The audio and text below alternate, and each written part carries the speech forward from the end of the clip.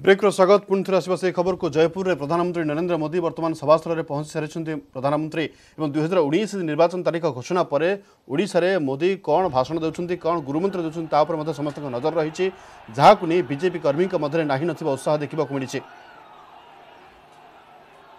मोदी मोदी मोदी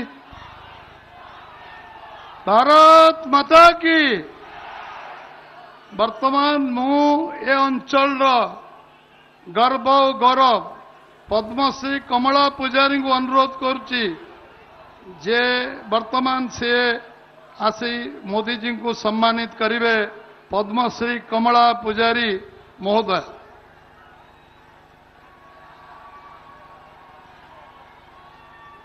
दल आज high voltage प्रचार करेंगे प्रधानमंत्री नरेंद्र मोदी। जयपुर बांकबिजा पड़िया सीधासख चित्र आप देखिपुं पद्मश्री कमला पुजारी प्रधानमंत्री नरेंद्र मोदी को सम्मानित करुछंती। जनसभा जोग देछंती ओडिशार बहु तुंग नेता एवं प्रभारी अरुण सिंह मध्य उपस्थित अछंती एवं समस्त नजर रही प्रधानमंत्री मोदी कौन उद्बोधन देबे एवं कोभली भाव में विरोधी की टार्गेट करेंगे। आप देखिपुं सीधासख चित्र जयपुर बांकबिजा पड़िया सीधा प्रसारण। प्रधानमंत्री मोदी ओडिशा पहुंचवा पूर्व ट्वीट करी मध्य कहिथिले विरोधी को टार्गेट करथिले जोबड़ी भाव में बदलवा दरकार सरकार बदलवा दरकार बोली ट्वीट करथिले एवं स्वयं मोदी पहुंचला परे कौन भाषण दउछंती ताकू नै मध्य समस्त उत्कंठा रही जोबड़ी भाव में 14टी विधानसभा क्षेत्र एवं 2टी संसदीय क्षेत्र पाई प्रचार करिवे प्रधानमंत्री नरेंद्र मोदी। अनुरोध करिवी से बलभद्र माझी और जयराम पांगी संसदीय क्षेत्र प्रार्थी होती बीजेपी तरफ यही दुई प्रार्थी सहित 14 विधानसभा क्षेत्र प्रार्थी प्रचार करेंगे प्रधानमंत्री नरेंद्र मोदी एवं निर्वाचन तारीख घोषणा है प्रथम द्वितीय पर्याय तालिका चूड़ांत है प्रथम थर पर ओडिशा गस्तर आसी प्रधानमंत्री मोदी एवं दलीय प्रार्थी प्रचार करने पहुंचती प्रधानमंत्री नरेंद्र मोदी एवं जहाँ को चलचंचल बीजेपी कैंप प्रार्थी और कर्मी को आज किभली विजय मंत्र देउछंती मोदी ता उपर समस्त नजर रही। जगदलपुर एयरपोर्ट रे पहुंचबा परे सेठार जयपुर पहुंची प्रधानमंत्री यापर जयपुर समावेश स्थल में जोगदेला उच्छ्वसित संबर्धना दि जाउछि एवं सबु बीजेपी कर्मी और नेता मन में उत्कंठा रही 40 मिनिट पाखापाखि 40 मिनिट साधारण से उद्बोधन देवे प्रधानमंत्री मोदी और सही उद्बोधन को ही समस्त अपेक्षा रही। जयपुर एयरस्ट्रिप पहरे वर्तमान सभास्थल में पहुंची सारी प्रधानमंत्री नरेंद्र मोदी। प्रधानमंत्री कार्यक्रम में केंद्रमंत्री धर्मेंद्र प्रधान राज्य प्रभारी अरुण सिंह राज्य सभापति बसंत पंडा समेत उपसभापति बैजयंत पंडा समेत बहु तुंग नेता उपस्थित अछंती। आमर देशर प्रधानमंत्री नरेंद्र भाई मोदी को ओडिशा गस्त पूर्व प्रधानमंत्री ट्वीट करथिले। गस्त पूर्व ट्वीट रे विरोधी को टार्गेट करिसंती मोदी बीजेडी लोकों को आकांक्षा पूरण करिबारे विफल होईछि एपटे कांग्रेस मध्य विरोधी दलर भूमिका नेबारे मध्य व्यर्थ होईछि तेणु ओडिशा एक भल सरकार पई हकदार बोली ट्वीट करी कहिथिले मोदी बीजेपी यह पूरण करिबो बोली से ट्वीट करी कहिसंती। तेबे मोदींकर एही ट्वीट परे राज्य राजनीति मध्य सरगरम होईछि। जयपुर निर्वाचन सभा रे मध्य उभय बीजेपी कांग्रेस एवं शासक बीजेडी को मध्य टार्गेट करि पारंती बोली मध्य चर्चा होउछि। तेणु एबे मोदींकर निर्वाचन भाषण उपरे समस्त नजर रही। आपण देखि परछन्ते जयपुर सीधासलख चित्र प्रधानमंत्री मोदी को फूलमाला एवं उत्तरीय पकाई स्वागत संबर्धना देला पर वर्तमान अपेक्षा करिसंती समस्ते जे मोदी को अभिभाषण को राज्य सरकार बदलिबा दरकार नारा जो भली भाव में बीजेपी कर्मी माने वर्तमान प्रचार मैदान अवतीर्ण होइछन्ति एवं विजय संकल्प समावेश रे शामिल होइछन्ति समस्ते। एही समावेश रे समस्त को कौन उद्बोधन देवे प्रधानमंत्री मोदी ता पर मध्य समस्त नजर रही। निर्वाचन तारीख एवं प्रार्थी तालिका चूड़ांत है यह होछि प्रधानमंत्री मोदींकर प्रथम ओडिशा गस्त।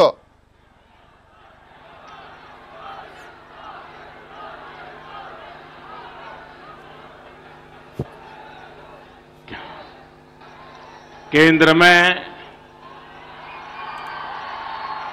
मंत्री परिषद के मेरे साथी श्री धर्मेंद्र प्रधान जी, भारतीय जनता पार्टी के राष्ट्रीय महासचिव भाई श्री अरुण सिंह जी, राष्ट्रीय उपाध्यक्ष एवं प्रवक्ता सांसद रहे मेरे मित्र श्रीमान वैजयंत पांडा जी, पूर्व मुख्यमंत्री श्रीमान गिरिधारी गोमांगो जी, पूर्व मंत्री श्रीमान मनमोहन शामल जी, पूर्व मंत्री श्रीमान विजय मोहपात्र जी, नवरंगपुर से भाजपा के लोकसभा उम्मीदवार श्रीमान बालाभद्रा मांझी जी,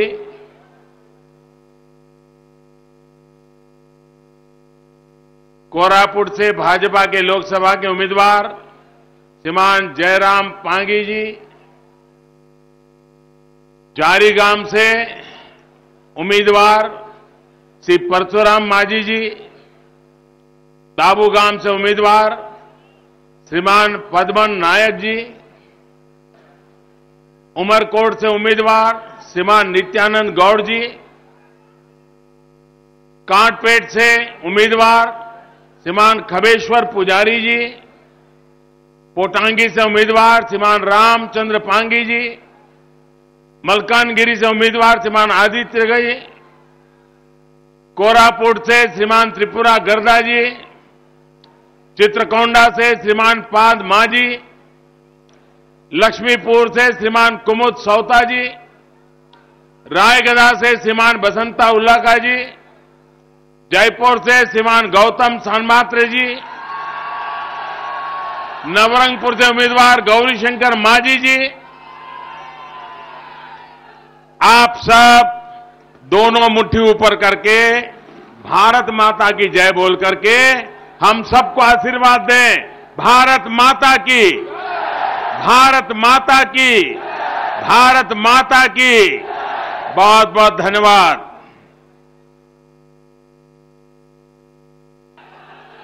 जय जगन्नाथ, जय जगन्नाथ। आपना माने केमिति अछंती, बारे जना तेरी नहीं मंजेरी की।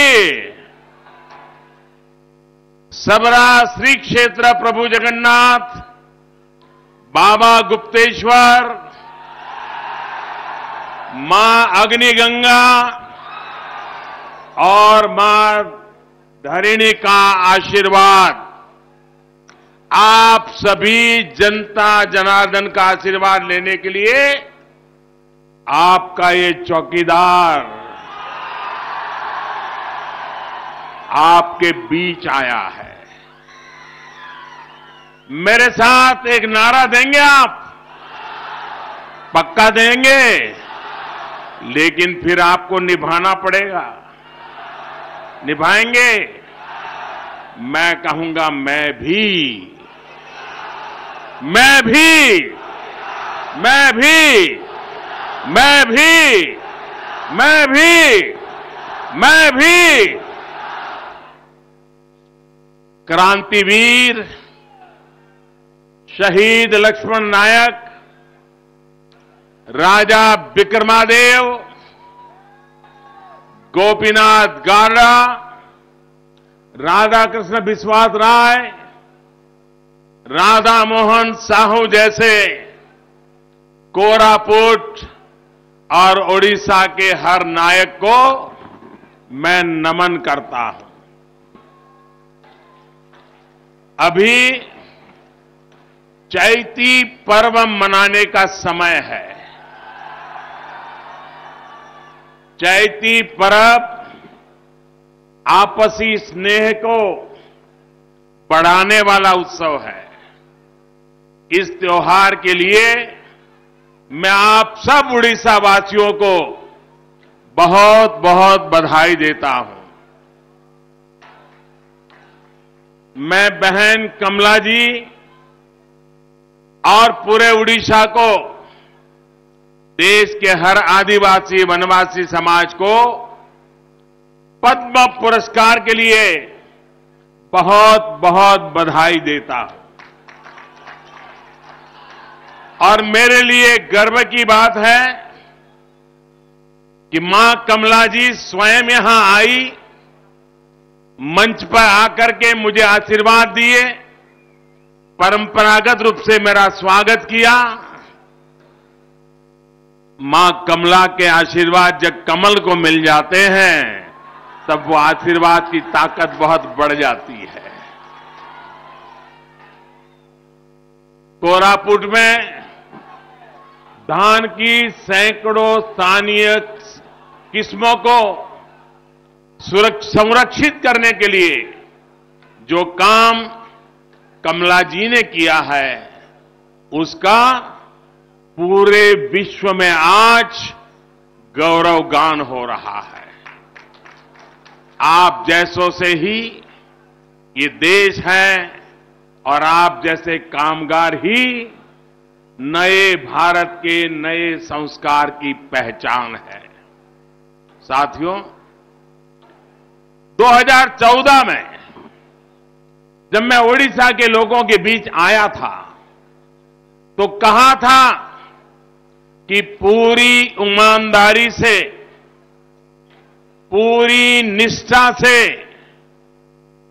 आपकी सेवा करने में मैं कोई कसर नहीं छोड़ूंगा। आपके प्रधान सेवक के तौर पर मेरी ये कोशिश रही है कि मेरे प्रयासों में किसी भी प्रकार की न कोई खोट रह जाए, न कोई कमी रह जाए। इन 5 वर्षों में आपने जिस तरह मेरा साथ दिया है, मुझे दिशा दिखाई है, विरोधियों के अनेक वार के सामने आप सबने मिलकर के मुझे सुरक्षा दी है, इसके लिए मैं आपका बहुत बहुत आभारी हूं। एक प्रकार से आज मैं पूरे देश का भ्रमण देशवासियों का धन्यवाद करने के लिए निकला हूं, क्योंकि देशवासियों ने मुझे आशीर्वाद न दिया होता, उड़ीसा के मेरे भाइयों बहनों, 5 साल तक आपने अगर मुझे आशीर्वाद, समर्थन, सहयोग न दिया होता तो आज जो काम दिख रहा है वो मैं कैसे कर पाता। और इसलिए मेरा सबसे पहला काम है देशवासियों का, उड़ीसा वासियों का धन्यवाद करना। अगर आज आपका ये सेवक उड़ीसा में 8 लाख गरीब परिवारों को पक्के घर दे पाया है, उज्ज्वला योजना के माध्यम से यहां के 40 लाख घरों में धुएं से मुक्ति दिला करके गैस का चूल्हा दे पाया है, 3000 गांवों में अंधेरा मिटा करके बिजली पहुंचा पाया है, आपका जीवन रोशन कर पाया है।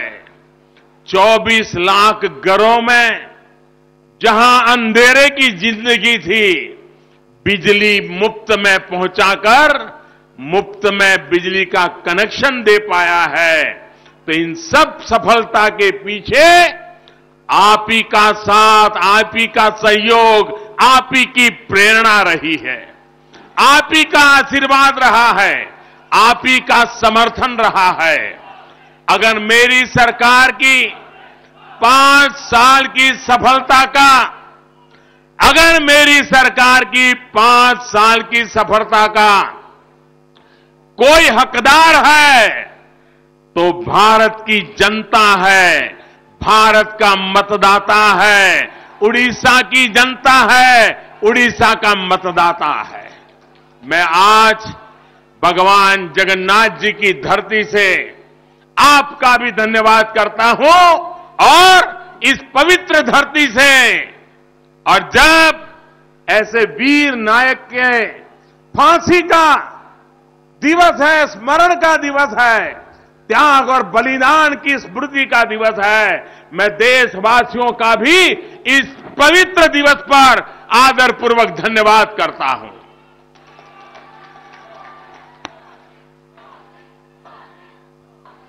साथियों, आप तक विकास की पंचधारा पहुंचे, यानी बच्चों को पढ़ाई, बुजुर्गों को दवाई, युवाओं को कमाई, किसान को सिंचाई और जन जन की सुनवाई, इसके लिए मैंने पूरा प्रयास किया है। इतना ही नहीं, आदिवासी समाज के कल्याण से जुड़े बजट में भी लगभग 30% की बढ़ोतरी की है। बीते 5 वर्षों में वन उपज पर जो समर्थन मूल्य सरकार देती है, उसे 3 बार बढ़ाया गया है। 5 वर्ष पहले जहां 10 वन उपजों पर मिनिमम सपोर्ट प्राइस एमएसपी मिलता था, अब वो संख्या बढ़ाकर 10 में से हमने 50 हो चुकी है। 50। भाइयों और बहनों, ओडिशा के विकास के लिए आपके इस सेवक ने कोई कसर नहीं छोड़ी है। यहां सड़क, रेल, गैस और दूसरे उद्योगों से जुड़े काम हो रहे हैं। रेलवे के क्षेत्र में यहां अभूतपूर्व काम किया जा रहा है। रायगढ़ में नया रेल डिवीजन बनाया गया है और साथ ही रेल लाइन का विस्तार नवरंगपुर और मलकानगिरी तक किया जा रहा है। गांव-गांव में सड़कों का जाल बिछाने के लिए फंड की कोई कमी न हो, इसका भी ध्यान रखा गया है। युवाओं को, महिलाओं को रोजगार मिले, इसके लिए स्वयं सहायता समूहों को सशक्त किया जा रहा है। उन्हें मुद्रा योजना के तहत बिना बैंक गारंटी कर्ज दिया जा रहा है। साथियों, आज ओडिशा की इस धरती से मैं अपने वैज्ञानिकों को, देश की रक्षा सुरक्षा के चौकीदारों को फिर एक बार बधाई देता हूं। आप सब भी हमारे देश के सुरक्षा बलों के लिए, हमारे देश के वैज्ञानिकों के लिए तालियां बजा करके उनका सम्मान कीजिए, उनका गौरव कीजिए। जब हमारे विरोधी सेना को नीचा दिखाने का प्रयास कर रहे हैं, जब हमारे विरोधी वैज्ञानिकों के सिद्धियों को स्वीकार करने से मना कर रहे हैं, तब जनता जनार्दन तालियों की आवाज से उनका मुंह बंद करे।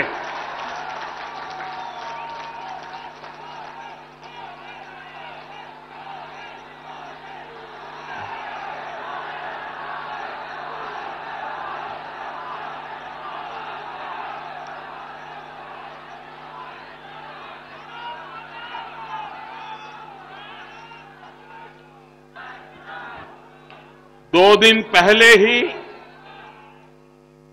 उड़ीसा एक ऐसी ऐतिहासिक उपलब्धि का गवाह बना है जिसने पूरी दुनिया को भारत के सामर्थ्य से परिचित कराया है। भारत अब अंतरिक्ष में भी चौकीदारी करने में सक्षम है। साथियों, जब अंतःकरण साफ होता है तो अंतरिक्ष में भी सफलता तय होती है। ये नए भारत के नए आत्मविश्वास की ताकत है, जिस पर पूरा देश आज गर्व कर रहा है। और हां, जिन लोगों को भारत की ये उपलब्धि छोटी नजर आती है, उनकी कथनी और करनी को भी पूरा देश देख रहा है। 7 दशकों से गरीबों के साथ गद्दारी कर रहे लोग अब इतना बौखला गए हैं कि देश के वैज्ञानिकों, देश की सेना, देश के नौजवानों के सामर्थ्य सबका आए दिन सुबह शाम अपमान करने लगे हैं। क्या ये अपमान आपको मंजूर है? ये अपमान हम स्वीकार कर सकते हैं? ये अपमान करने वालों को सजा देनी चाहिए कि नहीं देनी चाहिए? सेना का अपमान करने वालों को सबक सिखाना चाहिए कि नहीं सिखाना चाहिए? वैज्ञानिकों का अपमान करने वालों को सबक सिखाना चाहिए कि नहीं सिखाना चाहिए? उड़ीसा के मेरे प्यारे भाइयों बहनों, जब भारत आतंकियों पर कार्रवाई करता है, उन्हें घर में घुसकर मारता है, तो भी ये लोग सबूत मांगते हैं। आप मुझे बताइए, आपको सेना पर भरोसा है कि नहीं है? सेना पराक्रम करने में सामर्थ्यवान है कि नहीं है? सेना ने पाकिस्तान को मुंह की खाने के लिए मजबूर किया कि नहीं किया है? आपको भरोसा है? आपको विश्वास है? ये हमारे विरोधियों को नहीं है।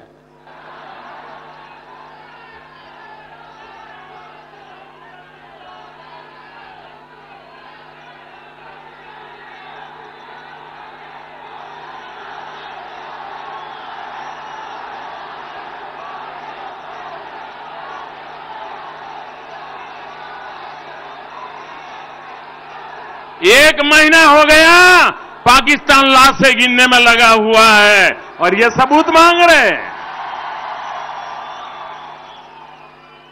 साथियों, मतदान के दिन जब आप पोलिंग बूथ जाएंगे तो एक स्पष्ट मन बनाकर जाइएगा।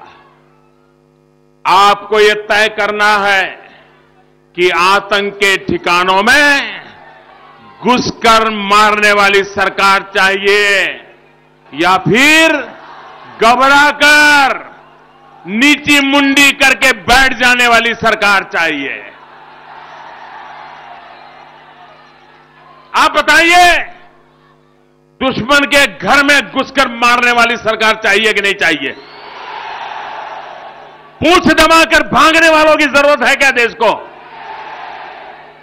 आपको यह तय करना है कि निर्णय करने वाली सरकार चाहिए या सिर्फ नारेबाजी करने वाली सरकार चाहिए? निर्णय करने वाली सरकार चाहिए कि नहीं चाहिए? कड़े निर्णय करने वाली सरकार चाहिए कि नहीं चाहिए? समय पर निर्णय करने वाली सरकार चाहिए कि नहीं चाहिए? ओडिशा और भारत को मजबूत करने वाली सरकार चाहिए या कमजोर मजबूर सरकार चाहिए? आपको मजबूत सरकार चाहिए कि नहीं चाहिए? उड़ीसा को मजबूत सरकार की जरूरत है कि नहीं है? हिंदुस्तान को मजबूत सरकार चाहिए कि नहीं चाहिए? इनको तो मजबूर सरकार चाहिए। ऐसी ढीली ढाली 10 कदम चलने में भी 10 मिनट लग जाए, क्या ऐसी सरकार चाहिए क्या? आपको तय करना है कि जिस कांग्रेस को आपने दशकों तक उड़ीसा का विकास करने की जिम्मेदारी सौंपी, जिस बीजेडी को विकास के लिए इतना समय दिया, उसे आपका भरोसा तोड़ने की क्या सजा दी जाए? सजा देनी चाहिए कि नहीं देनी चाहिए? ये मौका जाने देंगे क्या? आप बार बार चूक जाते हैं और इसी से वो मजा ले रहे हैं। अब हटने चाहिए कि नहीं हटने चाहिए? आपको तय करना है कि जो सरकारें नक्सली हिंसा पर काबू नहीं पा सकती, जो उसके आगे कमजोर नजर आती है, उन्हें क्यों सजा न दें? भाइयों और बहनों, 2019 का ये चुनाव सिर्फ एक सांसद का चुनाव नहीं है, सिर्फ एक विधायक का चुनाव नहीं है। ये चुनाव केंद्र और राज्य में विकास का डबल इंजन लगाने वाली भारतीय जनता पार्टी की सरकारों के चुनाव का समय है। ये आने वाले 5 वर्षों में नए ओडिशा और नए भारत के निर्माण का चुनाव है।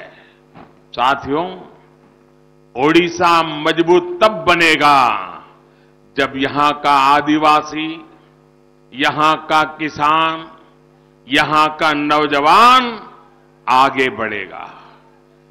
जब यहां राज्य में और केंद्र में दोनों ही जगहों पर भारतीय जनता पार्टी की सरकार होगी, तब ये सपना पूरा होगा। जब सबका साथ, सबका विकास होगा, तभी ओडिशा मजबूत होगा, पूर्वी भारत मजबूत होगा, पूरा भारत मजबूत होगा। साथियों, मैं आपसे जानना चाहता हूं, आप जवाब देंगे? मैं आपको सवाल करूं, आप जवाब देंगे? क्या चिट फंड में घोटाला करने वाले, गरीबों की पाई पाई अपनी तिजोरी में भरने वाले उड़ीसा को मजबूत बना पाएंगे? उड़ीसा को मजबूती दे पाएंगे? उड़ीसा का भला कर पाएंगे?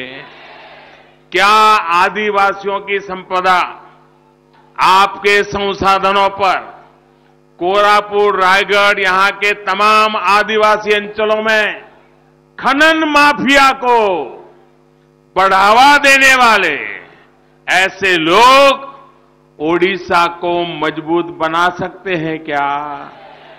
आपका उन पर रत्ती भर भी भरोसा है क्या? क्या जिनके राज्य में बेटियां सुरक्षित नहीं है, बेटियों पर अत्याचार करने वालों को सजा देने में जो नाकाम रहे हैं, ऐसे लोग ओडिशा को सुरक्षित और मजबूत बना पाएंगे क्या? माताओं बहनों को रक्षा दे पाएंगे क्या? गुनहगारों को सजा करवा पाएंगे क्या? मुझे आपका जवाब पता है। जो आप दे रहे हैं, यही जवाब आएगा, ये मैं भली भांति जानता हूं, क्योंकि आपने ये दर्द झेला है, ये मुसीबत झेली है। ये आपके दिल की आवाज है। अब ये दिल की आवाज मतदान के दिन कमल के निशान पर बटन दबा करके निकलनी चाहिए। निकलेगी ना? साथियों, आपके ये काम पूरे होने चाहिए कि नहीं होने चाहिए? आप बताइए, कौन कर सकता है? कौन कर सकता है? कौन कर सकता है? आपका चौकीदार करेगा कि नहीं करेगा? यह आपका चौकीदार कर सकता है कि नहीं कर सकता है? अगर हिंदुस्तान में कर सकता है, ओडिशा में क्यों नहीं कर सकता? भाइयों बहनों, एक बार मौका तो देके देखो। चौकीदार सजग अच्छी, मोभी चौकीदार, नानू सके चौकीदार, नानू चौकीदार में बे पैन कांची मांजा मानी। साथियों, जब हम और आप चौकस होकर चौकीदारी करेंगे, तभी भ्रष्टाचारी और अत्याचारी डरेंगे। आपके इस काम के लिए, आपके इस अभियान के लिए आपका ये चौकीदार आपके साथ है। भाइयों और बहनों, ओडिशा में प्रकृति ने कोई कमी नहीं छोड़ी है। संपदा ही संपदा बिखेरी है। और जब मैं गुजरात में काम करता था, मैं हमेशा प्रार्थना करता था, हे भगवान जगन्नाथ, जो उड़ीसा के पास है, अरे एक मुट्ठी पर मुझे दे दो, मैं गुजरात को कहां से कहां ले जाऊंगा। ऐसा मैं सोचता था। इतनी ताकत उड़ीसा के पास पड़ी है। यहां प्राचीन मंदिर है, सुंदर झरने हैं, घने जंगल है, विश्व प्रसिद्ध तालाब है, समुद्री तट है, पर्यटन की असीम संभावनाएं हैं। युवाओं को यही रोजगार उपलब्ध कराने के अनेक अवसर है। उड़ीसा प्राकृतिक संपदा से अमीर है, लेकिन यहां के लोग गरीब हैं। और ये कांग्रेस और बीजेडी की सरकारों की नाकामी का जीता जागता सबूत है। साथियों, बीते 7 दशकों में जिन्होंने यहां सरकारें चलाई है, उन्होंने ओडिशा को गरीबी और भुखमरी के अलावा कुछ भी नहीं दिया है। गरीबों और आदिवासियों के नाम पर योजनाएं बनती है, लेकिन बिचौलिए और दलाल उसका फायदा लूट लेते जाते हैं और असली लाभार्थी बेचारा सर पकड़ करके रोता रहता है। यही इनकी योजनाओं का हाल रहा है। स्वतंत्रता सेनानी शहीद लक्ष्मण नाइक के गांव में सुविधाओं का क्या हाल है, ये मुझसे ज्यादा आप अच्छी तरह जानते हैं। संसाधनों से समृद्ध भारत का एक क्षेत्र विकास में बहुत पीछे रह गया है। स्वास्थ्य व्यवस्था को लेकर जो रवैया रहा है, वो भी आप भली भांति जानते हैं। कोरापुट में तो ऐसी घटनाएं भी देश ने देखी हैं कि इलाज तो मिला नहीं, मृत्यु के बाद भी अपमानित होना पड़ता है। साथियों, आपके इस चौकीदार ने इस हालत को बदलने का गंभीर प्रयास किया है। हम देश भर की बड़ी पंचायतों में अस्पताल खोलने पर काम कर रहे हैं। देश भर में 1.5 लाख वेलनेस सेंटर बनाए जा रहे हैं। गांव-गांव में बच्चों और प्रसूता माताओं को टीके लगाने का काम जोरों पर चल रहा है। भाइयों और बहनों, सारे देश में हो रहा है, लेकिन दुर्भाग्य से ओडिशा के गरीब आदिवासी परिवारों को हमारे इन प्रयासों का लाभ नहीं हो पा रहा है, क्योंकि यहां पर मेरे साथ कंधे से कंधा मिलाकर के चलने वाली भारतीय जनता पार्टी की सरकार नहीं है। साथियों, आज दुनिया आयुष्मान भारत की चर्चा कर रही है। ये दुनिया भर में गरीबों को मुफ्त इलाज देने वाली दुनिया की सबसे बड़ी योजना है। देश भर के लगभग 50 करोड़ गरीबों को इसके तहत हर वर्ष 5 लाख रुपए तक का मुफ्त इलाज सुनिश्चित हुआ है।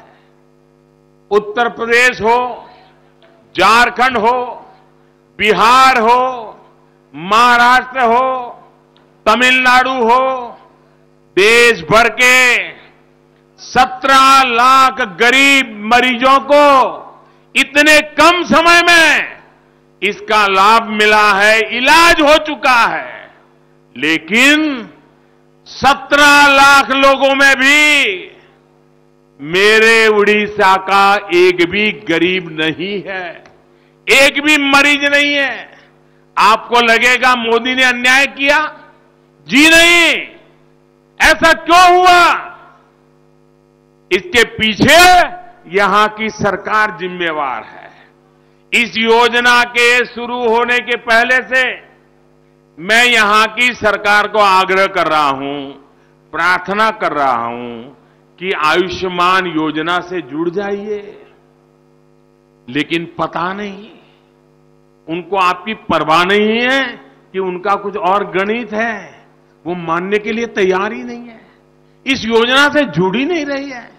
साथियों, अगर ओडिशा की सरकार इसमें शामिल हो जाती तो सिर्फ ओडिशा ही नहीं बल्कि देश के किसी दूसरे राज्य के अस्पतालों में भी यहां के मेरे गरीब साथी को मुफ्त इलाज मिल जाता। मान लीजिए उड़ीसा का कोई नागरिक दिल्ली गया है, वहां काम कर रहा है, वहां बीमार हो गया, तो अगर आयुष्मान योजना है तो उसको वहां की बड़े बड़े अस्पतालें भी उसकी सेवा करेंगी। अगर वो सूरत में गया है और सूरत में नौकरी कर रहा है, वहां कुछ हो गया, हार्ट अटैक आ गया, तो वहां पर आयुष्मान योजना होगी तो लाभ मिलेगा। अगर कोलकाता गया है, वहां काम कर रहा है, आयुष्मान की योजना का लाभ मिलेगा। लेकिन ये यहां की सरकार समझने को ही तैयार नहीं है, क्योंकि गरीबों के प्रति उसे संवेदना नहीं है। गरीब कैसे जी रहा है वो कभी घर के बाहर जाकर के इस सरकार को देखने की फुर्सत नहीं है। भाइयों, साथियों, जो खेल इन्होंने आपके स्वास्थ्य के साथ किया, वही खेल किसानों के साथ भी कर रहे हैं। पीएम किसान सम्मान निधि के तहत देश के जिन 12 करोड़ किसान परिवारों को हम सीधी मदद बैंक खाते में दे रहे हैं, हर वर्ष 75,000 करोड़ रुपए बैंक खाते में 12 करोड़ किसान परिवारों को पहुंचने वाले हैं। उनमें से एक भी उड़ीसा का किसान नहीं है। देश के किसानों को लाभ मिल रहा है, लेकिन उड़ीसा के किसानों के सामने यहां की सरकार राजनीतिक कारणों से दीवार बन के खड़ी हो गई है। क्योंकि यहां की सरकार ने जो किसान लाभार्थी है उनकी सूची भी देने की उनको फुर्सत नहीं है। इतना ही नहीं, खुद जो किसानों की मदद का वादा किया था उस योजना का हाल क्या है ये आप सभी देख ही रहे हैं। हाल में मीडिया में आया था कि किसानों के नाम पर यहां फर्जी लोगों को मदद देने का एक बहुत बड़ा सिलसिला चल पड़ा है। ये खेल अब बंद होने का समय आ गया है। साथियों, यहां की सरकार कैसे काम कर रही है, इसका एक और उदाहरण आपको मैं देना चाहता हूं। आपके इस चौकीदार ने आदिवासी क्षेत्रों के लिए एक और नई व्यवस्था की शुरुआत की है। यहां से जो खनिज निकलता है उसका एक हिस्सा यहां ही विकास में लगाना सुनिश्चित किया है। आप यहां से सब ले जाओ, ये मोदी के राज में नहीं चलेगा। डिस्ट्रिक्ट मिनरल फंड में उसके कारण ओडिशा को लगभग 6,500 करोड़ रुपए, 6,500 करोड़ छोटे आंक नहीं है, लेकिन यहां की सरकार ने 6,500 करोड़ में से गरीब आदिवासियों की भलाई के लिए सिर्फ 1,000 करोड़ रुपया खर्च किया। 5,500 करोड़ रुपए ऐसे ही सड़ रहे हैं।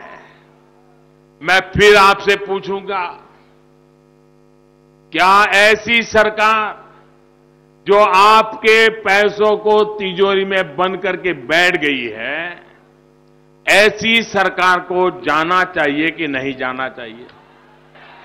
पूरी ताकत से बताओ, जाना चाहिए कि नहीं जाना चाहिए?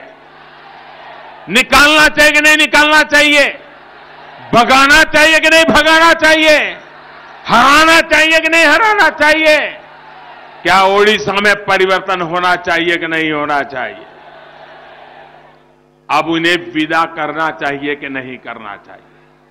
साथियों, मैं मानता हूं कि ओडिशा की वर्तमान सरकार ने आपके हितों की परवाह की होती, आपके जीवन को आसान बनाने को प्राथमिकता दी होती, तो विकास के और ज्यादा कार्य यहां हुए होते। जिस तरह आज एनडीए के नेतृत्व वाली सरकारों में उत्तर प्रदेश में, बिहार में, उत्तर पूर्व के राज्य में, अनेक राज्यों में अनेक कार्य हो रहे हैं, तेज गति से हो रहे हैं, जनता की भलाई के लिए हो रहे हैं, वो सारे कार्य तेज गति से यहां भी होते अगर उड़ीसा में भाजपा की सरकार होती। मुझे विश्वास है कि इस बार विधानसभा के चुनाव में आप इस कमी को पूरा करेंगे। साथियों, यहां जो लोग सरकार में बैठे हैं, उन्होंने जनता को टेकन फॉर ग्रांटेड मान लिया है। उनको तो लगता है जनता हमारी जेब में है। जब तक उनको झटका नहीं देंगे ना, ये लोग सुधरने वाले नहीं है, मानने वाले नहीं है। इसलिए मैं आपको फिर याद दिला दूं, ओडिशा के लोगों को इस बार केंद्र और राज्य में विकास का डबल इंजन लगाने वाली सरकार को वोट देना है।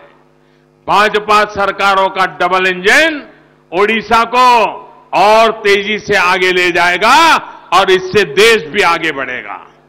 भगवान जगन्नाथ और आपका आशीर्वाद मुझ पर और मेरे साथियों पर बना रहे, इसी कामना के साथ मैं आप सबसे आग्रह करूंगा, मेरे साथ बोले जय जगन्नाथ, जय जगन्नाथ।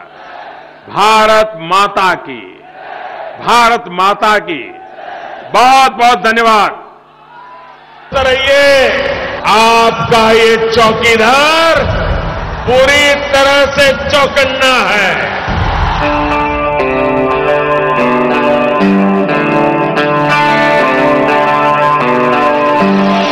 ये देश, ये मेरा वतन, ये मेरा घर, मेरा चमन, सबका विकास चाहता और चाहता हूँ बस अमन। वो एक अकेला चल पड़ा, मैं उसकी ही कतार हूँ, मैं भी चौकीदार हूँ, मैं भी चौकीदार हूँ।